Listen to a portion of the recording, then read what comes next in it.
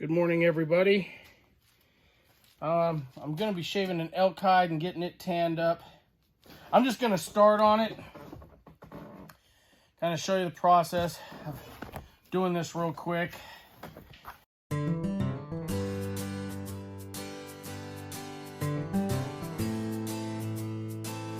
I just put a new blade on it. I made my adjustments. I'm going to shave this off and shave the hide. Hopefully we don't hit a hard substance on this, because then it chips the blade and it just sucks. So let me get going and we'll just kind of show you how this works.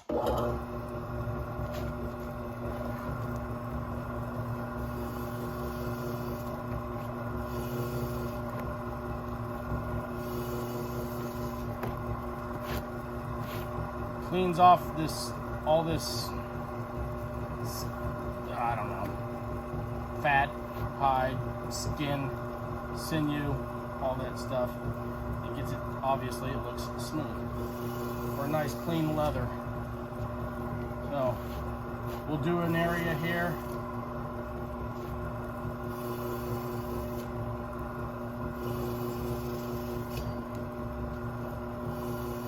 You got to kind of feel your tension on the blade, because the hide is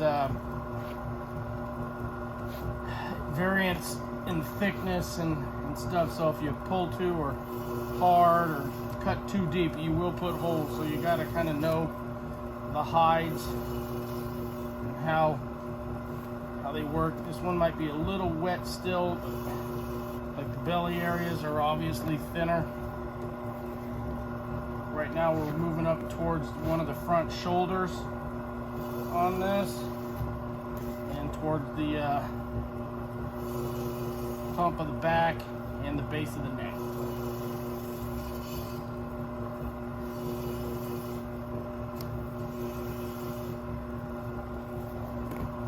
And that's what we got going so far.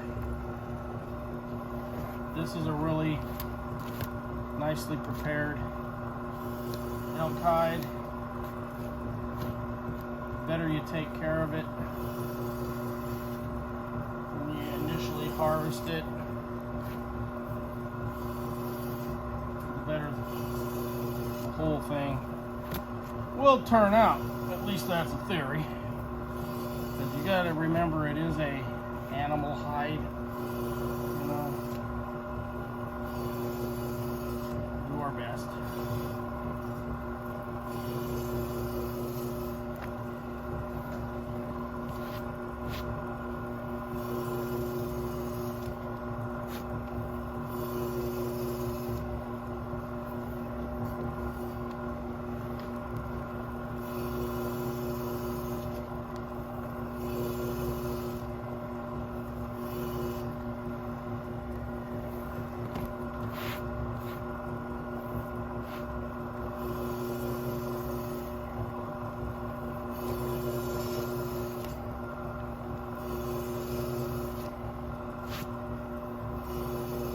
Blade's rotating, I believe it, in 1850 revolutions per minute. It's razor sharp. It's basically a meat slicer, and I have had it go into my fingernails, cut my pads off down to the bone. It isn't so much the slice that hurts, it's the salts and the pickle when it goes down into the wound. Get you to clench your butt cheeks and make you scream obscenities your mother doesn't want you to say. We try to avoid those at all costs, because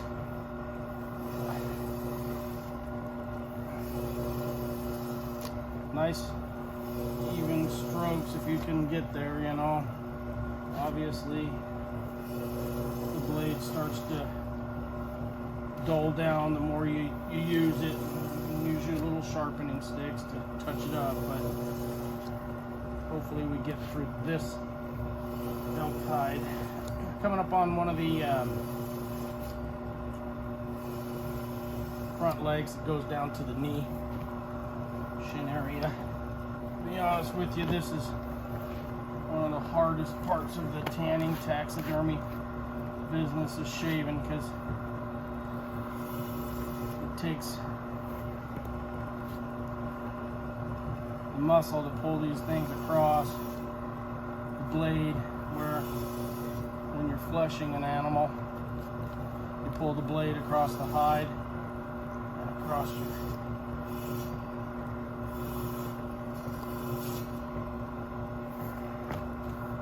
base. Man, it's like pulling wet carpet. It takes a toll on you after a couple hours of doing these, just because you're constantly getting a shoulder back arm workout every day.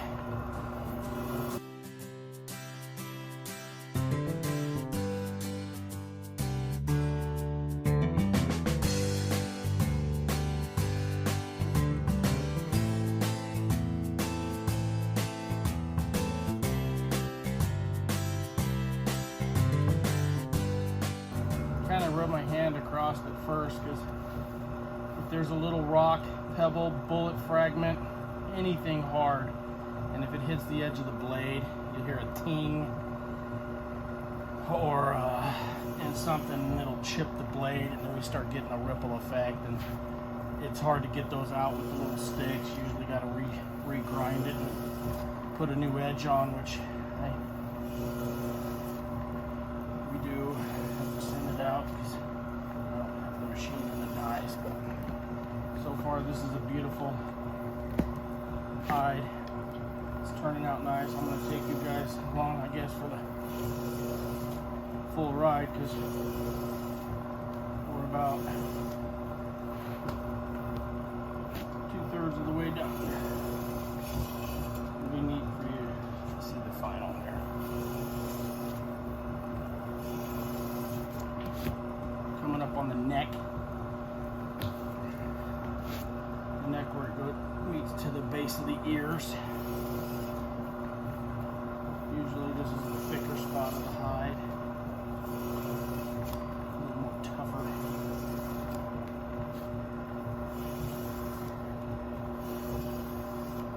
Do 4 or 5 of these a day. You're ready for a nice massage, a hot tub or hot shower.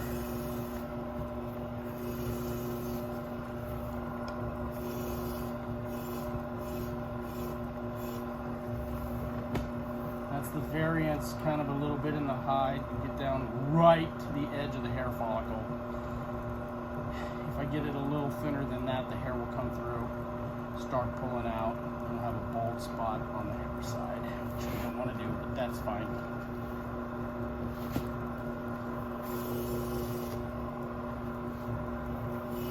Trying to,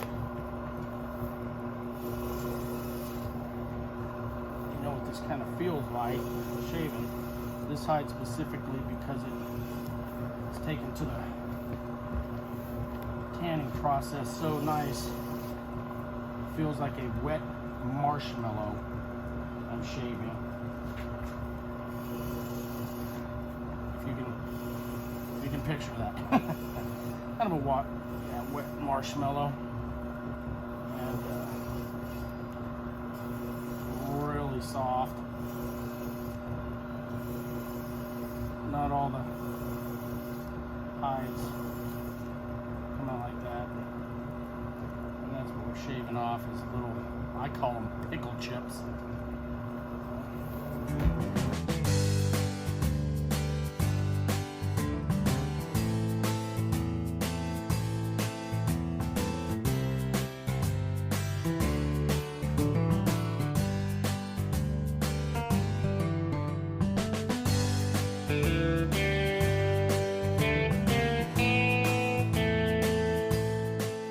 I'm not doing the edge on this one off this fleshing machine, just because, see all these little things in here? It looks like pepper. Those could be little pebbles and stuff, so I like doing the edge on the other fleshing machine because the blade is not new.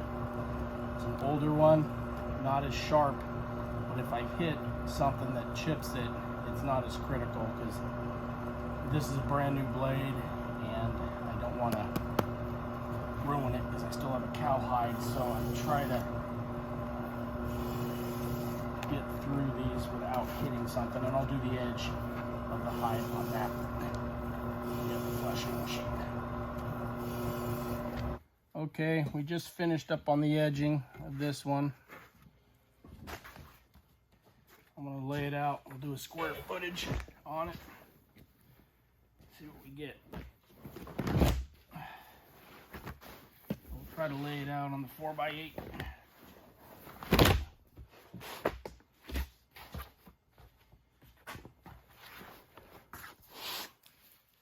Oh, I missed a spot here. I'll get him tomorrow. There we go. So this is a 4x8 sheet table. So we're hanging over a foot over there for about 3 feet. So we'll measure them. So basically to the kind of the base of the neck to the tail here is 5 feet. 5 feet there. So you got 5 feet that way and 5 feet this way, obviously. So that's 25 feet. There's the 5-footer. There we go. Right there to over there. That's 25 feet. Plus you have a 2 foot up there. So we'll say 27 square feet is the measurement on this elk hide. So, yeah, beautiful. A lot of